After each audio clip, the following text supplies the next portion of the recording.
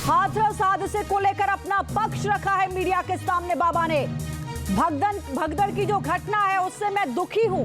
नारायण साकार ने क्या कुछ कहा है वो आपको सुनाएंगे, लेकिन ये पहली दफा है पुलिस आश्रम खंगाल रही थी बाबा को। अभी तक बाबा का पता नहीं चला था, लेकिन मीडिया में सामने आकर बाबा ने अपना पक्ष रखा है। क्या कुछ कहा है वो आपको सुनाते हैं।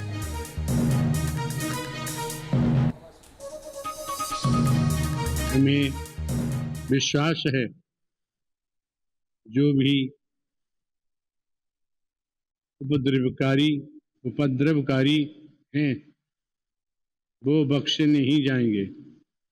हमने अपने वकील डॉक्टर ए.पी. सिंह जी के माध्यम से कमेटी के महापुरुषों से ये प्रार्थना की है कि दिवंगत आत्माओं के परिजनों एवं इलाजरत घायलों के साथ जीवन पर्यंत एवं सभी महामंत्र का सामना के बाद बहुत ही व्यथित हैं। प्रभु हमें बस संगत को इस दुख की घड़ी से उबरने की शक्ति दें। सभी शासन एवं प्रशासन पर भरोसा बनाए रखें। हमें विश्वास है जो भी उपद्रवकारी हैं वो बख्शे नहीं जाएंगे। हमने अपने वकील डॉक्टर ए.पी. सिंह जी के माध्यम से कमेटी के महापुरुषों से ये प्रार्थना की है कि दिवंगत आत्माओं के परिजनों एवं इलाजरत घायलों के साथ जीवन पर्यंत तन से खड़े रहने का आग्रह किया है, जिसको सभी ने माना भी है। सभी इस जिम्मेदारी को निभा भी रहे हैं। सभी महामंत्र का सहारा न छोड़ें। वर्तमान समय में वही माध्यम है सभी को सद्मति और सद्बुद्धि प्राप्त होने की इच्छा रखते हैं। नारायण साकार हर की संपूर्ण ब्रह्मांड में सदा सदा के लिए जय जयकार।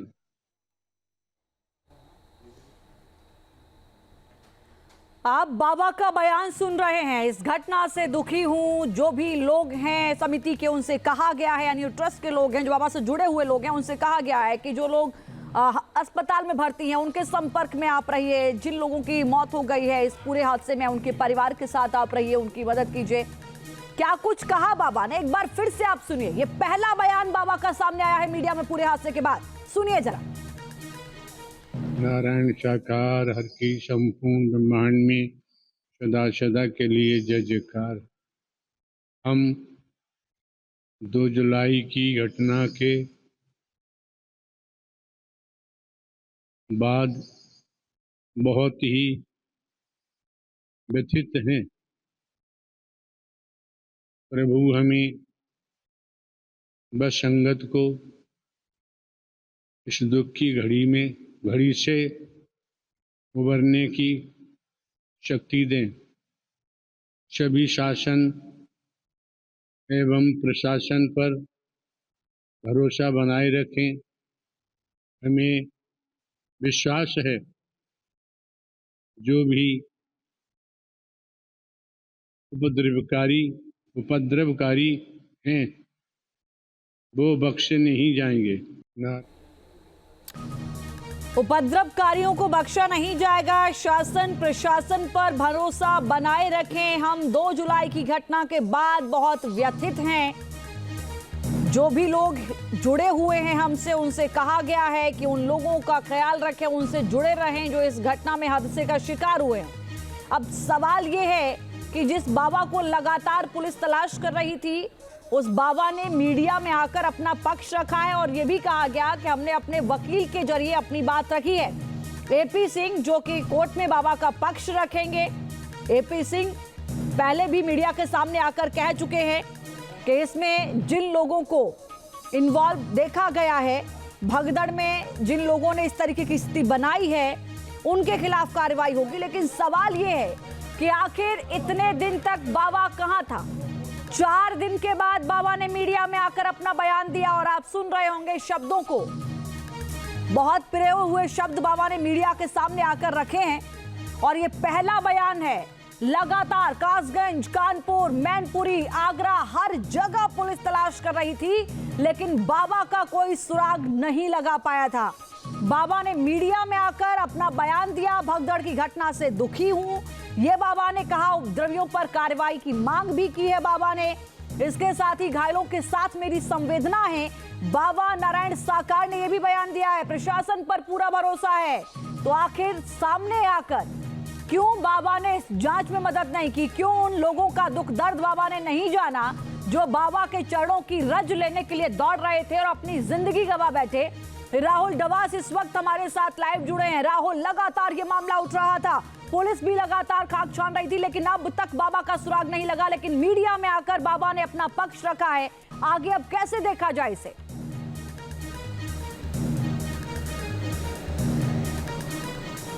देखिए, निश्चित तौर से इसकी परिपाटी कल ही रच ली गई थी। जब एपी सिंह उनके वकील हैं, उन्होंने साफ कर दिया था कि बाबा आपको एयरपोर्ट पे नहीं मिलेंगे, बाबा आपको किसी सीमा में नेपाल की तरफ नहीं मिलेंगे, बाबा खुद सामने आएंगे। और मधुकर का सरेंडर होना उस परिपाटी का पहला कदम था। अब दूसरा कदम यह है कि बाबा सामने आए हैं, क्योंकि अभी तक जो दबाव था यह है कि बाबा कहाँ गायब हो गए। दबाव यह था कि अगर आपके 125 के आसपास श्रद्धालु की मृत्यु हो जाती है तो बाबा संवेदना व्यक्त क्यों नहीं करते? क्या बाबा और भक्तों के बीच में कोई रिश्ता बचा नहीं था? तो वही दबाव को कुछ हद तक कम करने की कोशिश बाबा की तरफ से की गई है। अब देखना होगा कि जिस तरीके से बाबा मीडिया के सामने आए हैं, क्या वो पुलिस के सामने भी आते हैं, क्या जांच टीम के सामने वो तमाम सवाल जवाब रखते हैं और उनका जवाब दिया जाता है। और मधुकर से जब आज पूछताछ होगी, पुलिस रिमांड की मांग की जाएगी यूपी पुलिस की तरफ से, तब मधुकर किस तरीके के जवाब देता है, क्योंकि संभावना ये है कि मधुकर के इस जवाबों का मिलान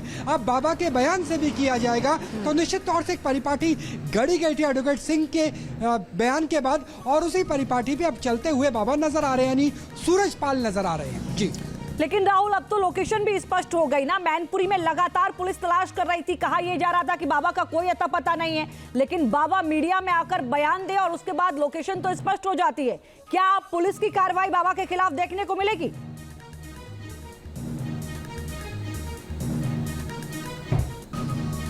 देखिए, पुलिस की कार्रवाई में सबसे पहले होगी पूछताछ, क्योंकि जब जिस तरीके से हम खुद मौजूद थे और बुधवार देर रात ऐसा माहौल बनने लगा था कि आश्रम के अंदर पुलिस गई है, बाबा की धरपकड़ हो सकती है, लेकिन पुलिस के अधिकारियों ने बाहर आके कहा, एसपी सिटी ने बाहर आके कहा कि हम अंदर नहीं गए थे, जबकि वो अंदर से निकलते हुए नजर आए। फिर ये कहा कि बाबा हमें नहीं मिले हैं। ऐसे में सवाल उठता है कि अगर बाबा मैनपुरी में थे, अगर बाबा को लेकर दबिश दी जा रही थी, सवाल जवाब की कोशिश की जा रही थी, तो कैसे पुलिस की से दूर रहे, कैसे जांच एजेंसियों से, कानून के हाथ से बाबा दूर रहे, और क्यों मंगलवार से लेकर शनिवार का इंतजार करना पड़ा? यह सवाल बाबा को लेकर भी है और पुलिस की जांच को लेकर भी। जी, क्या राहुल ये माना जाए कि पूरी रणनीति के साथ वकील से परामर्श लेने के बाद बाबा ने एक कदम उठाया है?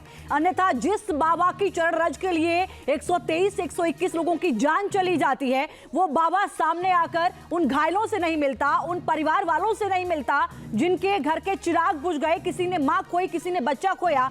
आज पूरी रणनीति के साथ बाबा का सुबह सुबह ये बयान हम देख रहे हैं क्या?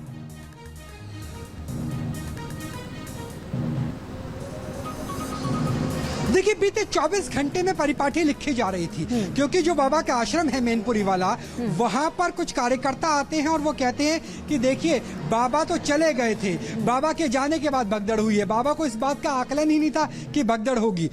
और वो बयान मीडिया वालों को खोज खोज के दिए जाते हैं, जबकि इससे पहले जब हम बाबा के कार्यकर्ताओं को ढूंढ रहे थे, उनके उपासकों को ढूंढ रहे थे, तो बात करने को तैयार नहीं थे। कल खुद से बात कर रहे थे, पहला चरण। दूसरा जो बयान आया एडवोकेट सिंह का, एपी सिंह का, उन्होंने कहा कि बाबा कहीं भागेंगे नहीं और मधुकर खुद ही सरेंडर होंगे। उसके बाद उत्तम नगर के हॉस्पिटल से हृदय रोग की शिकायत के बाद जिस तरीके से मधुकर ने कथित रूप से समर्पण किया है, आत्मसमर्पण किया है, जो उनके वकील का बयान है, या यूपी पुलिस ने गिरफ्तार किया, दूसरा चरण। तीसरा चरण बाबा का सामने आना। तो ऐसा लग रहा है कि पूरी तैयारी की गई, पृष्ठभूमि को लिखा गया, कहानी को गढ़ा गया और उसी कहानी पर चलते हुए फिलहाल बाबा नजर आ रहे हैं। और उसके पीछे जो पूरी कहानी है वो लीगल एंगल से वो एडवोकेट एपी सिंह को लेकर भी है। बिल्कुल राहुल, लीगल एंगल इसमें इसलिए नजर आता है, पहले एपी सिंह आते हैं, मधुकर को लेकर बयान देते हैं, हॉस्पिटल में है, हार्ट पेशेंट है, ठीक होने के बाद आएगा, शाम तक उसको सरेंडर करने की खबरें एपी सिंह देते हैं। हालांकि ये कहा जा रहा है कि गिरफ्तारी हुई है। दूसरी ओर सुबह सुबह यानी कल शाम को मधुकर की गिरफ्तारी और सुबह बाबा का बयान सामने आ जाता है। सवाल ये कि ऐसा कौन सा रक्षा कवच है बाबा के पास जिसको लेकर पुलिस भी बाबा को नहीं तलाश पाई, सियासतदान भी बाबा को लेकर अपनी जुबान नहीं खोल पा रहे हैं। हम देख रहे हैं 121 लोगों की जिस घटना में जान चली गई, उसको लेकर ऐसा रवैया कौन से रक्षा कवच की वजह से, क्या है वो वजह आपको नजर आती है? देखिए रक्षा कवच बिना राजनीति के हो नहीं सकता। क्योंकि जब मुख्यमंत्री बुधवार को खुद आते हैं, मंगलवार की घटना थी, बुधवार को मुख्यमंत्री आते हैं कि 24 घंटे में कार्रवाई होगी, लेकिन सिर्फ एक सेवादार के ऊपर, एक समर्थक के ऊपर नामजद किया जाता है, मधुकर को। हालांकि बाद में उसका सरेंडर भी हो गया, गिरफ्तारी हो गई, बाबा का एफआईआर में नाम दर्ज होता नहीं है। अखिलेश यादव प्रेस कॉन्फ्रेंस करते हैं और कहते हैं कि हमेशा उत्तर प्रदेश की रीति रही है कि जब भी कोई धार्मिक आयोजन होता है तो जितने लोग कहा जाता है उससे ज्यादा आ जाते हैं। तो यानी वो ठीक रहा, शासन प्रशासन पर, यूपी सरकार पे फोड़ना चाहते हैं। और उनके बयानों में भी बाबा का बचाव होता है, जो मुख्य प्रतिपक्षी दल है। अगर उसके साथ हम बसपा को जोड़ दीजिए, क्योंकि दलित, महादलित, पिछड़ा, अति पिछड़ा के ज्यादातर कार्यकर्ता है, तो वहां से भी कोई बयान आता नहीं है। तो निश्चित तौर से मान के चलिए कि जो बाबा के भक्तों की लाखों की फहरिस्त है, जो जन समर्थन है, वो वोट बैंक भी है। और यही वजह है कि बाबा अभी तक कानून के हाथ से बचते रहे, जबकि बाबा सूरजपाल के तौर पर खुद यूपी पुलिस में काम कर चुके हेड कांस्टेबल के रूप में। जी, यानी राहुल हम कह सकते हैं, जैसा कि आप बता रहे हैं, हम 2024 के नतीजों को ही अगर देख लें तो किसी को इस वोट बैंक की वजह से, जो बाबा का एक बहुत बड़ा भक्त है, उस वोट बैंक की वजह से किसी को घाटा हुआ, वो उस घाटे को अगली बार भरपाई के लिए नहीं बोलना चाहता। किसी को इतना बड़ा फायदा हुआ कि उस फायदे को वो घाटे में तब्दील करने के लिए इस मामले पर नहीं बोलना चाहता। क्या सबसे बड़ा यही वजह हो सकती है रक्षा कवच बाबा की?